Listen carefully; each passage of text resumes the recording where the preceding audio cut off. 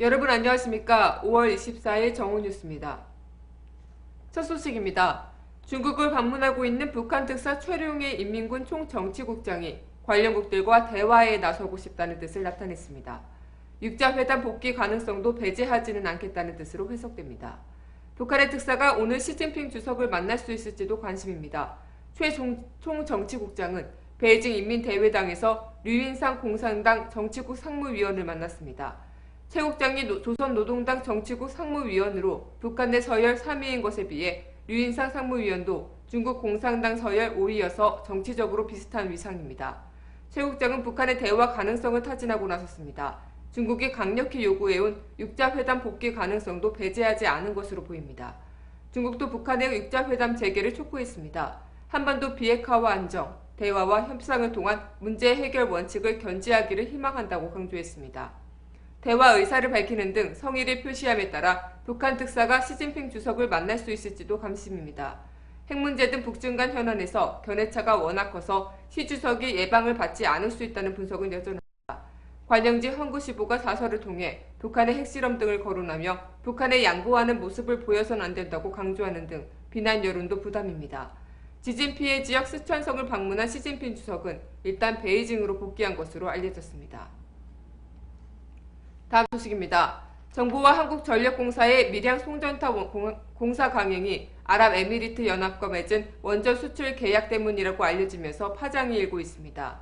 변준현 한전 부사장은 어제 열린 기자간담회에서 UAE 원전을 수주할 때 신고리 3호기가 참고 모델이 됐기 때문에 밀양 송전탑 문제는 꼭 해결돼야 한다고 말했습니다. 한전은 그동안 전력난 해소를 위해 신고리 3호기와 연결되는 송전탑 공사를 할 수밖에 없다고 주장했습니다. 이어 변 부사장은 2015년까지 신고리 3호기가 가동되지 않으면 페널티를 물도록 계약서에 명시되어 있다고 말했습니다. 한전의 UAE와 원전 수출 계약을 맺으면서 동일 모델의 신고리 원전 3호기를 예정대로 가동하지 못하면 위약금을 무는 조건을 계약서에 명시했다는 것입니다. 이에 김영희 탈핵 법률가 모임 대표는 원전을 쉽게 수출하기 위해 삶의 터전을 지키겠다는 주민의 권리와 요구를 묵살하는 것은 국민의 안전과 행복을 보장해야 할 정부의 태도가 아니라고 비판했습니다. 또 오는 10월 100kW 규모의 신월성 2호기가 상업 운전을 시작하고 정부도 올해와 내년 전력 예비율을 각각 7.4%와 16%로 전망하고 있어 한전이 과도한 불안감을 조장한다는 비난의 목소리도 나오고 있습니다.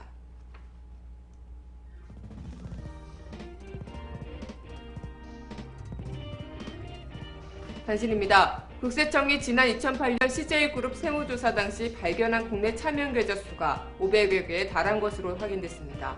국세청은 지난 2008년 CJ그룹의 주식 변동 내역에 대한 조사에 착수했습니다. 조사 과정에서 CJ그룹 전현직 임직원 이름의 차명 계좌 500여 개가 발견됐고 모두 3천억 원대의 자금이 분산 예치된 것으로 파악됐습니다. 하지만 당시 국세청은 세무조사 사실을 공개하지 않았고 검찰에 고발도 하지 않았던 것으로 알려졌습니다. 검찰이 2004년 전두환 전 대통령의 차남 전재용 씨의 조세 포탈 사건 수사 재판 과정에서 73억 5,500만 원 상당의 비자금 채권을 찾아놓고도 정작 추징하지 않은 것으로 확인됐습니다. 대검찰청 관계자는 어제 2004년 당시 검찰이 전두환 전 대통령 비자금 채권 추징을 위해 필요한 법률적 절차를 진행하지 않은 탓에 추징이 이뤄지지 않았다고 밝혔습니다. 한편 서울중앙지검은 이날 전 대통령 미납 추징금 환수를 전담하는 특별팀을 구성했습니다. 진주의료원 해산을 규정한 조례 개정안이 심의 보류됐습니다. 경남도의회는 어제 본회의를 열어 노사 간 대화와 폐업에 대한 집행부의 최종 결정이 난 뒤 심의하자는 김호영 의장의 제안에 따라 상정은 하되 심의는 6월 임시회에서 하기로 했습니다. 이날 본회의에는 후계 처리를 강행해야 한다는 주장도 제기돼 논의가 지속됐으며 6월 임시회는 11일부터 18일까지 열립니다. 5월 24일 뉴스를 마칩니다. 감사합니다.